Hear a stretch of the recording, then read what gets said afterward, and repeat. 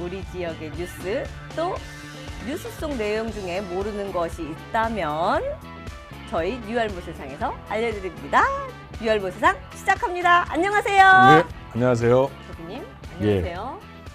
잘 계셨습니까? 뭐 행복하지 않을 이유가 없죠. 행복할 이유가 없는데.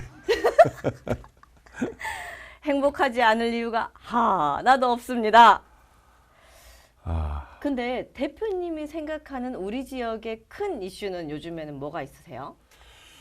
지금은 지역에 별로 큰 이슈는 없는 것 같고 여전히 선거와 5.18 주간이기 때문에 여러 가지 관련된 일들 이게 중심이지 않겠습니까? 그래서 오늘은 그냥 이것저것 다 이야기해보는 시간을 가져보도록 하겠습니다. 먼저 새 대통령이 지난 5월 10일에 취임했습니다. 그렇죠. 취임식 보셨습니까? 안 봤습니다. 왜요? 왜요? 한지를 몰라고 관심이 별로 없었고요. 그러셨구나. 별로 또 보고 싶은 마음도 없었고 그거 좀 보면 화면 돌릴 것 같으니까. 그리고 이제 이 보수 정권이 들어선 거잖아요. 네네. 저는 진정한 의미의 보수나 진정한 의미의 진보가 병존해야지만이 국가의 미래나 나라의 미래나 국민의 건강이 아주 좋다고 생각하거든요. 그런데 진정한 보수인가에 대한 고민들은 항상 있어서 진정한 보수 정권이 됐으면 좋겠다. 이런 바람이 있긴 합니다. 5.18 42주년 이야기로 넘어가 보도록 하겠습니다. 올해는 전야제와 기념식 또 여러 행사들이 한 달간 진행되고 있어서 또 오래간만에 5.18의 의미를 조금 더 피부로 느낄 수 있지 않을까 생각이 됩니다.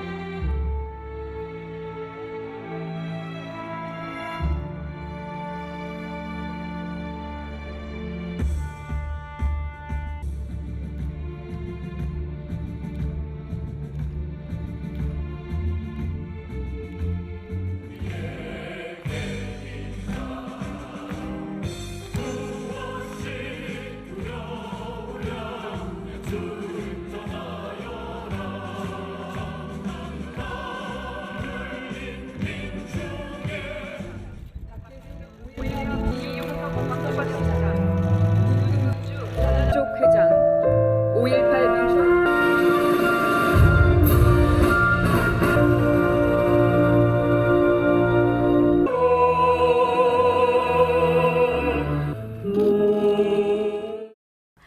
최근에 뉴스에서 주목할 만한 이제 또 두 분이 등장을 했습니다. 그렇죠? 지금 또 흥미진진하더라고요. 이제 얘기들이요. 근데 먼저 한 분은 과거 시민군이셨고 한 분은 계엄군이셨어요. 근데 소식 들으셨죠? 네. 당연히요. 그 뭐 이야기를 이번에 이제 두 분이 증인으로 나왔고 또 진상규명위원회에서 여러 가지 이야기를 하셨는데 네. 그 말 뭐 들어가기 전에 지만원 씨 아시죠? 네. 지만원 씨가 광주 전남 사람들 5.18 관련자에게 가장 왼수 같은 사람 아닙니까? 가장 나쁜 사람. 근데 뭐 말이 말 같아요. 근거 없는 이야기를 자꾸 하니까. 네. 이 지만원 씨가 시민군 중에 한 분을 북한에서 파견된 특수군이라고 그래가지고 광수 1호, 광주에 있는 북한 특수군 1호를 지명했던 사람이잖아요. 네네. 근데 그분이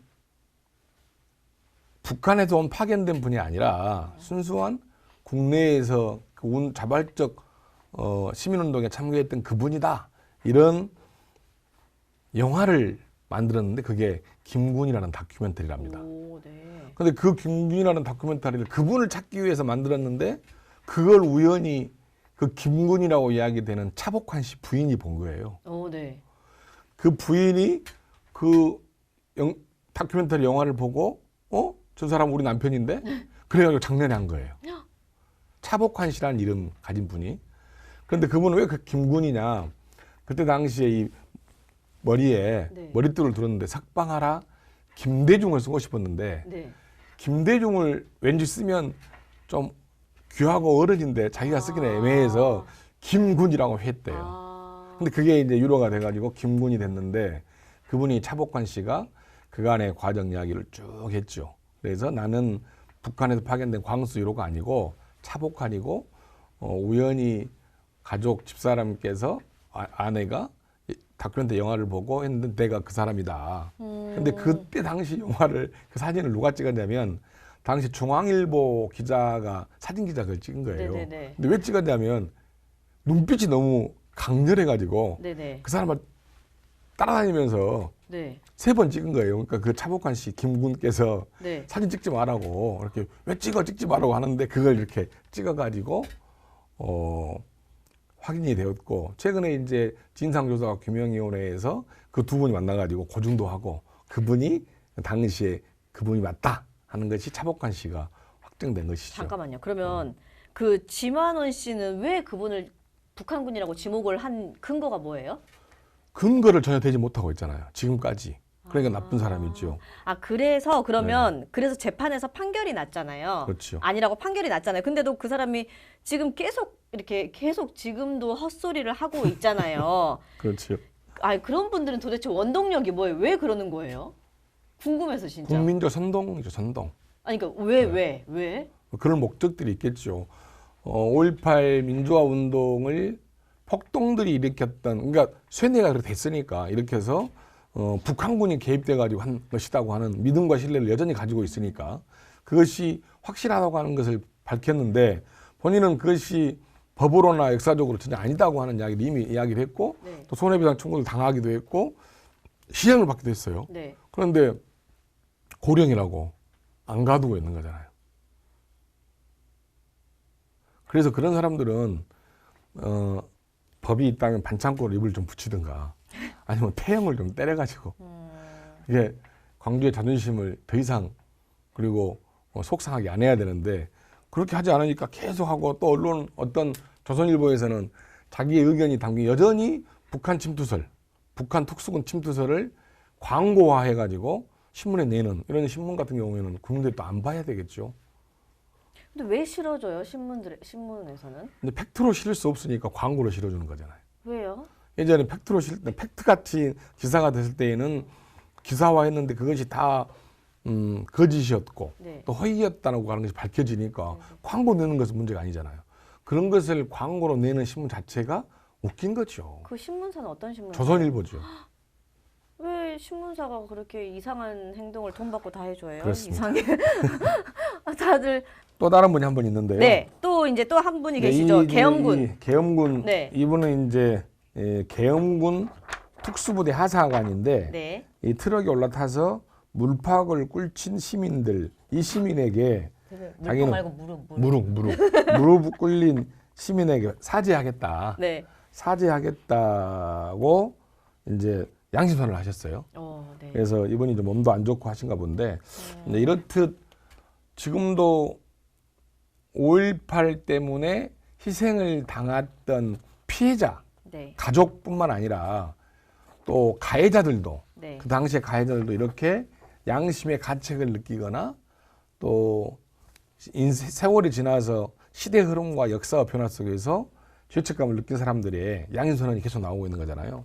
이런 분들이 그 당시에 20대 초반이었으면 지금 60대 중반 후반이 돼버렸는데 네. 이런 분들의 양심선언들이 좀 더 자세히 좀 밝혀져서 국민들의 의구심 또는 진상규명 또 이런 피해자들의 삶의 회복 뭐 이런 것들이 필요하지 않을까 생각이 듭니다. 네, 맞습니다. 전국에 지금 많은 과거에 계엄군이셨던 분들이 계실 것 같은데 사실 인정하고 싶지는 않지만 계엄군이라고 자랑스럽게 과거에 계엄군이었다고 자랑스럽게 하시고 지금 사시는 분들이 얼마나 계실까 싶어요. 인정하지는 않겠죠. 그런데 이제 말씀은 못 하시겠지만 뒤에 어두운 면을 밖으로 꺼내셔서 그 응어리를 밖으로 얘기를 하시고 이제는 그 남은 여생을 좀 더 좋은 방향으로 갈 수 있지 않을까 밝히시고 예. 털어내시면 더 좋지 않을까 생각이 듭니다. 아무튼 당시에 투입되셨던 과거의 계엄군 분들께 당부드립니다. 남은 여생을 좀 더 좋은 방향으로 가시길 바랍니다. 얼마 전 5.18 예. 기념재단이 전국 국민 1,000명을 대상으로요 조사를 했어요. 윤석열 정부가 5.18 민주화 운동과 관련해 해야 할 일에 대해서 이제 조사를 했더니 추진 과제 1위가요 진상조사 및 진실 알리기가 45.9%로 1위를 차지했습니다. 45.9%면 거의 50%잖아요. 4.4 5입해서. 그렇죠. 근데 그만큼 여전히 진상 규명도 지금 제대로 진실도 뭐 제대로 지금 되어 있지 않다는 건데 진상조사가 제대로 되고 있지 않다는 증거이죠. 그리고 네. 5.18 진상규명조사위원회의 활동이 되면서 50% 정도밖에 진척이 안 되고 있다고 하지 않습니까? 네. 그렇기 때문에 여전히 국민적 관심사는 진상규명에 초점이 맞춰져 있는 것이죠. 더구나 해당자들이 고령으로 돌아가시고 죽고 있잖아요. 네. 전두환, 노태우 또 사망을 했고 관련자들은 여전히 본인의 일이 아니다 하고 입을 다물고 있고 그래서 진실 규명이 이 정부에서 또 잘 된다고 하면 더 의미가 있겠죠. 또한 이것과 덧붙여서 그 조사에서는 어떤 게 나왔냐면 치유와 보상 5.18 피해자에 대한 보상과 치유 이것도 자그마치 22.2%가 나왔지 않습니까? 네. 그 관련해서 너무나 많은 피해자들이 가난과 우울증으로 시달리면서 트라우마에 시달리고 있고 그분들이 스스로 목숨을 뺏는 이런 것들이 지속되고 있는 거거든요. 그걸 마치 보수 팀들이나 이렇게 폄훼하려고 하는 나쁜 세력들은 어떻게 이야기를 하고 있냐면 많은 보상을 했고 그 보상으로 너무 잘 살고 있다 이렇게 하지만 42년 동안 정말 그분들은 힘들게 어렵게 살아가시면서 가난과 우울증과 트라우마에 시달리고 또 결혼 생활과 모든 것들이 안 된 상태인데 그 얼마 되지 않는 돈 줬다고 해서 그것이 그분들에게 대한 보상이 되거나 이런 건 전혀 아니잖아요. 그런 것들은 이 정부에서 좀 더 고민이 될 일이죠. 네. 제가 얘기를 듣고 지금 이거를 보다 보니 어제 영화 TV에서 해준 영화에서 나온 그 대사가 갑자기 불현듯이 생각이 나네요. 거기서 검사들이 나온 드라마였는데요. 갑자기 그런 대사가 있었어요. 증거 앞에 겸손해야 된다. 근데 증거가 엄청 많잖아요. 근데 윤석열 대통령 당선인 대통령께서는 검사 출신이시잖아요. 그래서 더욱 잘 알고 계시지 않으실까라고 생각이 드는데 일단 인정이 가장 먼저일 것 같고 그 다음에 42년이 지났습니다. 너무 오랜 기간 지체됐고 지연됐습니다. 그렇죠? 그러니까 대통령이 그 관련해서 연관성이 전혀 없어요, 본인은.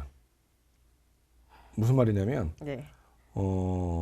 고시 공부를 하고 판사, 검사만 하고 여기까지 왔기 때문에 이해관계가 전혀 없는 사람이잖아요. 그러니까 오히려 저는 자기가 더 많은 일을 할 수 있을 것 같아요. 네. 예를 들자면 김대중 대통령께서 용서하고 화해한다고 그래서 그분들에게 많은 가해자들에게 네. 그래서 그때는 그런 이유 때문이라도 못했던 거잖아요. 네네. 그런데 당선자 윤석열 대통령은 그런 관련이 없기 때문에 역으로 더 편하게 진상조사를 하거나 피해의 보상을 하거나 이런 데에서는 더 홀가분할 할 수 있겠다. 한편으로는. 그래서 저는 여전히 그런 쪽에서는 기대를 해보기도 합니다. 광주의 5월은 42년이 지났지만 여전히 끝난 이야기가 아닙니다. 그분들의 삶을 조금만 들여다본다면 하루빨리 진상규명과 그리고 진실 알리기 그리고 충분한 보상과 치유가 있어야겠고 예. 그리고 지만원 씨 등등 그런 왜곡과 날조 발언 그리고 행동들은 보다 아주 강력한 처벌 그리고 대처돼야 될 것 같습니다. 예, 그렇습니다. 이번에는 지방선거 이야기해 볼까요, 저희? 예. 그것도 궁금하니까요.